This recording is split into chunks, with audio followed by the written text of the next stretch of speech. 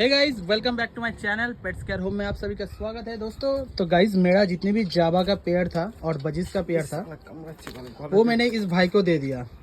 तो ये भाई जो है, तो देखिए सारे जितने भी बजिस और जावा बर्ड्स है सब मैंने ये भाई को जो है दे दिया है। ये खरीद लिया है ये सब सारे बर्ड्स, और देख सकते हो आप कितना खूबसूरत लग रहा है। क्योंकि ये बड़ा, तो ये भाई जो है एक बड़ा सा कॉलोनी बना रहा है जावा और बजिस का, तो इसलिए ये भाई को मैंने दे दिया है। और ये सब जो है बहुत ही कम प्राइस में इसको मैंने दिया है।